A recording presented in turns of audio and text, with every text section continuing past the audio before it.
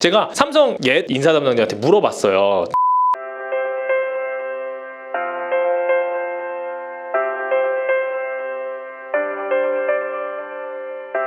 안녕하세요, 반갑습니다. 제이콥입니다. 오늘 여러분들이 기다리시던 삼성 문항에 대해서 하나하나 리뷰를 해보도록 하겠습니다. 삼성 문항 중에서 보면은 가장 여러분이 첫 번째 당혹스러운 게 있어요. 취미 특기를 물어봅니다. 취미 특기. 내가 평소 때 취미 특기가 없거든요. 그죠? 취미는 많죠. 축구 보기, 또 뭐가 있죠? 노래방, 그 다음에 게임. 취미는 많은데 이런 거를 실제 쓸 수는 없거든요. 그래서 고민을 많이 하고 계실 텐데요. 그럼 어떻게 써야 되느냐? 제가 삼성 옛 인사 담당자한테 물어봤어요. 사실 크게 의미 없다고 합니다. 저도 사실 그 생각이 들었거든요. 거기서 너무 이상한 거짓말, 너무 잘못된 거, 확인할 수 없는 거, 이런 내용들만 쓰지 않으면 크게 차이는 없다고 합니다. 그래서 여러분들 너무 거기서 강박관념 갖지 마시고, 너무 어려운 거 쓰지 마시고, 너무 힘든 거 쓰지 마시고, 너무 고민해 쓰지 마시고, 그냥 자연스럽게 어떤 것이 좋을까 고민해서 내 솔직한 취미생활을 쓰면 좋을 것 같아요. 그래서 내가 하지 말아야 될 거 정도만 있을 것 같아요. 뭐냐, 내 직무에 너무 맞춰서 쓴다라든가, 뭐 반도체라고 해서 내 반도체 만들기 취미 쓰긴 좀 그렇잖아요. 그죠? 이런 거 쓰지 말라는 거예요. 물론 취미 특기에서 나의 취미 특기가 본인의 직무랑 너무나 잘 맞으면 진짜 좋긴 좋은 것 같아요. 좋긴 좋아요. 저 같은 경우도 예전에 특기란이 있었는데 거기에 프레젠테이션을 썼어요. 진짜 제 특기였거든요. 그래서 그걸 가지고 질문을 받았던 적이 있습니다. 근데 물론 면접 때도 그렇게 프레젠테이션 잘 했거든요. 그랬기 때문에 특기도 맞고 진짜 맞네 하고 일관성이 신뢰도가 높아져서 좋은 점수를 받았던 것 같긴 합니다. 하지만 취미 특기가 실제 검증이 가능하거든요. 예를 들어서 뭐 여행이다. 그럼 어디 갔다 왔어요? 이렇게 물어봤는데 몇 국이고 안 가본 거야. 그럼 취미라고 할 수도 없는 거죠. 그쵸? 독서라고 했는데 최근에 읽은 책 5개만 내보세요 했는데 제대로 떠올리지도 못해. 그렇다면 좀 이상하겠죠? 자, 그렇다면 취미 특기 그렇게 고민하지 말아라. 이건 맞는데 그럼 어떤 게 좀 좋을까? 좀 가이드를 드리려면요. 첫 번째, 취미 특기는요. 그냥 본인의 솔직한 취미와 특기를 쓰세요. 그리고 그거를 나의 직무, 내가 지원하고자 하는 직무와 어떻게 연결할 수 있을까를 그냥 고민하는 정도로 끝내시면 될 것 같아요. 너무나 멋있는 취미, 멋있는 특기를 쓰려고 하다 보면요, 말이 안 맞는 경우가 있거든요. 그래서 항상 제가 말씀드렸죠. 결과가 중요한 게 아니라 그냥 내가 단순하게 뭐 축구를 보더라도 그걸 통해서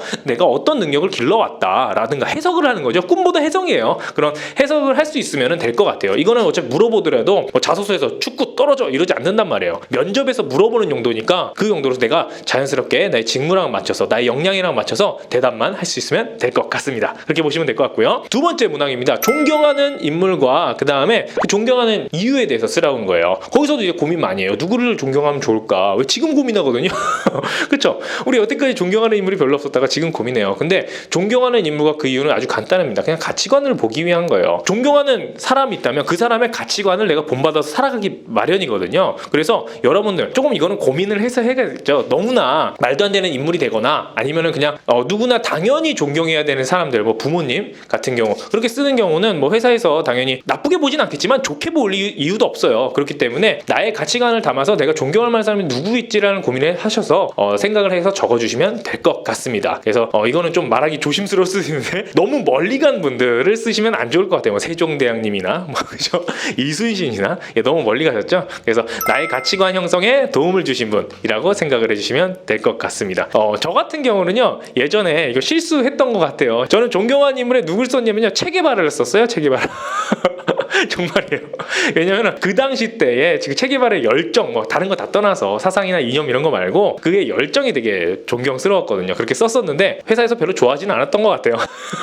여러분, 그래서 조금 생각을 하시고 쓰시면 좋을 것 같아요. 내 가치관이 어떻게 받아들여졌나 이렇게 보시면 될 것 같아요. 여러분, 제이콥 쓰면 안 됩니다. 알 수 없어요. 네, 우리 모두가 알 수 있는 분들 써주시면 될 것 같고요. 근데 이제 인사 담당자분도 이렇게 말씀을 해주셨는데 사실 이 존경하는 인물과 그 다음에 이 이유 부분은요, 사실 여러분들의 당락을 크게 결정짓는 요소가 아니라고 합니다. 그러니까 여러분들 취미 특기와 동일하게 이 부분에 정말 고심해가지고 막 멋있는 사람을 써야지, 대단한 사람을 써야지 이렇게 고민 안 하셔도 될 것 같습니다. 자, 그리고 첫 번째 문항 바로 들어갑니다. 문항 첫 번째죠. 첫 번째는 이거예요. 지원 동기와 입사 후 포부를 쓰라고 합니다. 이거는 뭐 이견이 없을 것 같아요. 그 삼성전자에 지원한 지원 동기, 그 다음 입사 후 포부를 쓰면 되는데, 지원 동기 어떻게 쓰라고 했나요? 이 회사의 직무 지원 동기, 그 다음 산업군에 대한 지원 동기, 회사 지원 동기 3개를 묶어서 같이 써주면 가장 좋다라고 말씀드렸어요. 그 입사업 후보는 내가 그 직책에 이 10년, 20년 후에 될 직무에 직책을 써주시고 그 다음에 그 직책에서 하고 싶은 일을 써주면 된다 이렇게 말씀을 드렸습니다. 이 문항은 사실 뭐 특별히 내가 너무 많이 말씀드렸기 때문에 그냥 넘어가도록 이렇게 하겠습니다. 두 번째입니다. 두 번째는요, 본인이 성장 과정 속에서 누구한테 가장 영향을 받았고 본인의 가치관이 어떻게 형성됐느냐예요. 지금 아까 말씀드렸던 인물이랑 동일하다고 보시면 돼요. 인물처럼 가치관이 누구한테 영향을 받아서 성장하게 되었는가 이렇게 써주시면 됩니다. 이게 삼성 문항이 옛날부터 진짜 변하지가 않았어요.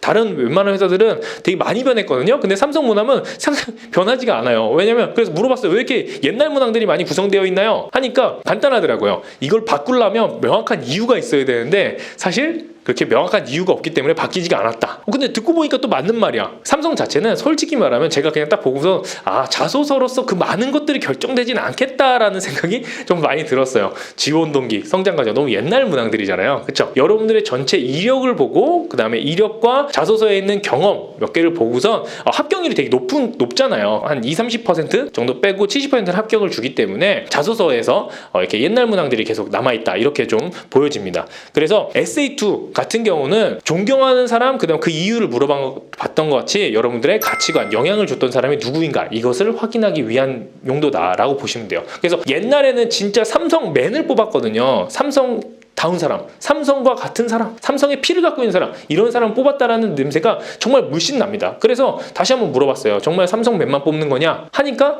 요즘에 또 많이 바뀌었다고 하더라고요. 요즘에 많이 바뀌었고 예전에 진짜 로열티 채용 중심의 끝단을 달리는 것이 삼성이었는데 지금은 직무 중심 채용이 되면서 자소서는 변하지 않았지만 그 이후 과정부터는 직무에 역량이 뛰어난 사람 중심으로 좀 더 가고 있다라는 이야기를 좀 들었습니다. 그래서 일단 SA2는 어떻게 한다? SA2는 성장 과정에서 나의 가치관을 보는 거니까 그 부분에서 생각을 해서 적어주시면 된다. 이렇게 말씀을 드리도록 할게요. 성장 과정 쓰는 법은 요 위에 있어요. 예, 이거 참고해 주시면 좋을 것 같습니다. 세 번째 SA3입니다. 이거 가장 고민 많으시죠? 사회적인 이슈예요. 삼성에서 사회적인 이슈 왜 물어보느냐? 이 또한 간단해요. 이 사회적인 이슈를 통해서 그 사람의 가치관이나 생각을 알아볼 수 있기 때문입니다. 예전에 삼성맨을 뽑았던 그 문항 중에 계속 일환이라고 보시면 될 것 같은데요. 이거는 이렇게 생각하면 될 것 같아요. 여러분, 그렇다고 삼성맨 친기업적이니까 내가 그 기업적인 성향을 써야 되겠다. 이것도 좋지 못한 것 같아요. 왜냐면 여러분들의 자소는 누가 읽느냐에 따라서 그럼 또 당락이 결정될 수 있어요. 여러분들 자소서를 읽는 사람이 그렇게 정치적 성향이 강한 사람을 싫어할 수도 있거든요. 그래서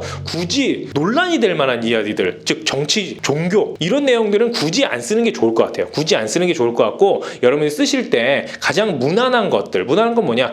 현재 가장 이슈가 될 만한 것들 있잖아요. 예를 들어 미세먼지나 뭐 이런 것들, 그런 이슈들에 대해서 써주면서 거기에 대한 나의 생각과 내가 그걸 어떻게 해결했으면 좋겠다. 내가 이 삼성에서 어떻게 해결했으면 좋겠다. 요거까지 나가서 써주셨다면 잘 쓴 자소다라고 볼 수 있을 것 같아요. 하지만 이것도 물어봤어요. 이걸 잘 쓰려면 어떻게 해야 됩니까? 라고 물어보니까 간단하게 말씀해 주더라고요. 잘 쓸 필요 없다고 얘기해 주더라고요. 이 문항은 네거티브 셀렉션, 즉 뭔가 특별하게 잘못된 사람을 걸러내기 위한 것이지 잘 쓴 사람을 뽑기 위한 문항이 아닙니다. 그래서 여러분들 정말 삼성 문항 자체를 이 대부분 세 가지가 있고 뭐 네 가지 있는 그런 부서들도 있는데요. 이 세 가지 문항 쓰실 때 여러분 뭘 고민해야 되냐? 내가 어떻게 잘 쓸까를 고민하는 게 아니라 어떻게 부정적인 요소를 피해갈까를 고민해 주시면 좋을 것 같아요. 머릿속에 기억해야 될 건 뭐다? 직무중심 채용으로 가긴 같지만 문항은 아직 삼성맨을 뽑는 것이다. 제가 다 말씀드리지 못하지만 여러분 기억해야 돼요. 삼성맨을 뽑는 거다.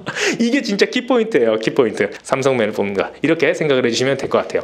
자, 그리고 4번 SA4가 있는데요. SA4는 뭐 그 부서마다 다 다르기 때문에 다 다뤄드릴 수는 없고요. 그나마 좀 많이 지원하는 영업 직무에 대해서 좀 알아보도록 할게요. 영업 직무에 있어서는 리더십을 물어봤어요. 리더십을 물어봤는데 리더십은 제가 딱 말씀드립니다. 세 가지만 포인트가 있습니다. 세 가지는 첫 번째 조직, 목표, 영향력. 이 세 가지 포인트가 있어요. 조직, 목표, 영향력. 조직이 목표를 달성할 때 내가 준 영향력에 대해서 쓰면 됩니다. 근데 단순히 조직이 목표를 달성할 때 내가 프레셔를 강한 이야기를 쓰시면은 여러분 그냥 히틀러밖에 될 수 없어요. 삼성에서 그런 인재를 원할까요? 아닙니다. 그런 인재를 원하는 게 아니라 지금 삼성이 너무 커졌잖아요. 다양한 인재들이 들어옵니다. 있습니다. 지금 밀레니얼 세대들이 들어오고 있어요. 그들 중에 우리는 하나죠. 그렇다면 그 사람들을 어떻게 포용해서 내가 성장시킬 수 있는가, 그 사람들 어떻게 포용해서 같이 성과를 낼 수 있을까에 대한 이야기입니다. 그래서 리더십은 조직이 목표를 달성할 때 내가 어떤 영향력을 주었는가라는 관점으로 써주시면 돼요. 리더가 아니어도 되는 거예요. 내가 리더가 아니었지만 우리가 조직 목표를 달성할 때 저기 아싸가 있어요. 아싸가 있다면 어떻게 인싸로 끌어들였느냐, 물론 인싸까지는 아니더라도 그 사람의 잠재력을 발굴해서 어떻게 같이 일해서 성공할 수 있도록 도와줬냐, 이 관점으로 써주시면 될 것 같습니다. 자, 여기서 마무리하려고 하는데요. 마지막으로 기억할 거 뭐다? 삼성은 삼성맨을 뽑는 게 자소서다. 물론 직무중심 채용으로 가고는 있지만 자소서는 바뀌지 않았다는 거예요. 바뀌지 않았다는 점 기억하시고 여러분들 그것들 꼭 기억하신 상태에서 자소서를 작성해 주시면 될 것 같습니다. 이상 물러가겠습니다. 안녕, 제이콥이었습니다. 여보세요. 그 취미 특기 부분 이거 왜 물어보는 거예요? 예전에 형식이 있어서 물어보는 거지. 안 봐. 안 봐? 안 봐. 에너지 쓸 필요 없어. 존경하는 인물은? 존경하는 인물은 이제 말 그대로 이제 본인의 가치관 보는 거지, 가치관.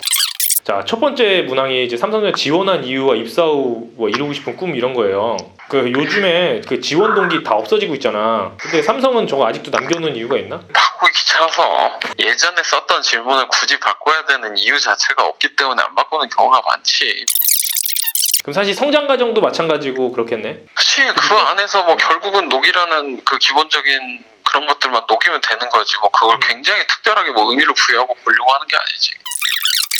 삼성은 뭐 한 명이 특출한 역량을 갖고 있는 애보다 진짜 삼성맨을 뽑겠다 이런 느낌이 되게 많이 들거든.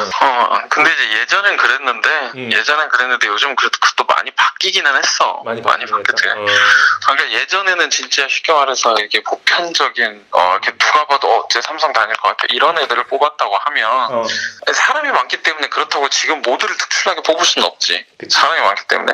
하지만 이제 그런 것들을 위한 방법들도 계속 고민을 하고 이제 똑같은 내용으로 작성을 하더라도 그 안에서 이제 평가 과정에서 그런 것들을 추려내기 위해서 이제 뭐 조금씩 더 이제 노력들은 하는데 그렇다고 해서 지원하는 친구들한테 뭐가 달라질 건 없어. 세 번째는 이제 사회 이슈잖아요, 형님.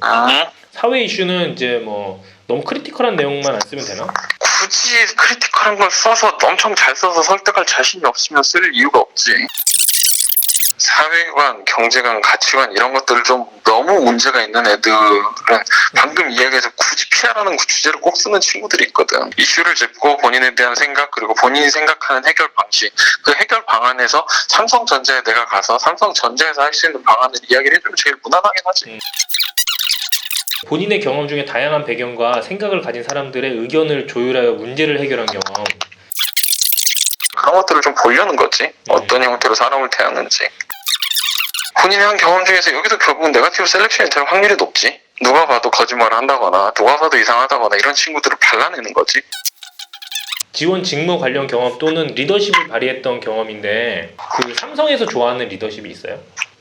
삼성에서 좋아하는 리더십? 삼성에서 좋아하는 리더십 까라문까. 아, 그래? 실제로 이거는 삼성의 입장을 그냥 내가 말을 해준 거고 삼성의 사람들을 삼성에 지원하는 친구들의 리더십을 쓴다라고 하면 뭔가 목표 달성을 위해서 이쪽 저쪽에 흩어져 있는 친구들을 좀 이렇게 하나로 끌어모아서 결과를 좀 제대로 이끌어낸 경험. 뭐 요즘 같은 경우는 프로젝트만 해도 프리라이더도 많고 애들 지들 맘대로인데 이제 그런 것들을 좀 제대로 좀 조율해본 경험이 있다. 그런 것만 해도 사실 좋지. 그 상황을 크게 바꾸지 않더라도 있는 상황을 가지고 그 있는 리소스를 최대한 잘 활용해서 좋은 결과를 내거나 아니면 뭐 이렇게 바꾸는 것도 괜찮고. 그러니까 결국 요즘 트렌드에 맞게 잘 적으면 되는 거지. 고마워요. 알았어. 들어가요, 형님. 네.